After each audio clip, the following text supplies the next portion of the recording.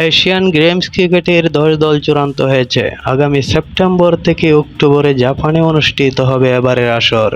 আইসিসির পূর্ণ সদস্য দেশ হওয়ায় বাংলাদেশ, আফগানিস্তান, ভারত, পাকিস্তান ও শ্রীলঙ্কা সরাসরি মূল পর্বে খেলবে। বাছাই পর্ব পেরিয়ে তাদের সঙ্গে যোগ দিয়েছে নেপাল, মালয়েশিয়া, হংকং ও ওমান।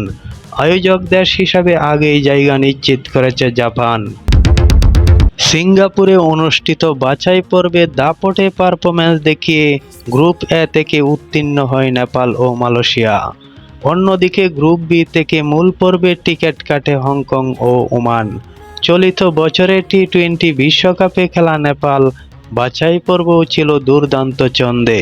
প্রথম ম্যাচে তারা চীনকে 221 রানের বিশাল ব্যবধানে হারায়। এরপর মালয়েশিয়ার বিপক্ষেও 167 রানের বড় জয় তুলে নেয়।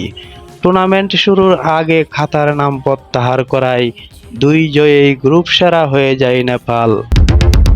নেপালের কাছে হারলেও চীনের বিপক্ষে জয় তুলে নিয়ে মূল পর্বে জায়গা নিশ্চিত করে মালয়েশিয়া।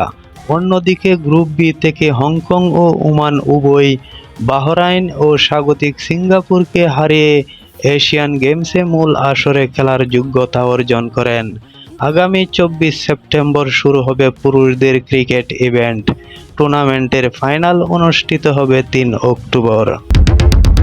সর্বশেষ 2023 সালে এশিয়ান গেমসে ব্রোঞ্জ জিতেছিল বাংলাদেশ। সেমিফাইনালে ভারতের কাছে হেরে শিরোপা দৌড় থেকে ছিটকে পড়লেও তৃতীয় স্থান নির্ধারণী ম্যাচে পাকিস্তানকে হারিয়ে পদক নিশ্চিত করে টাইগাররা।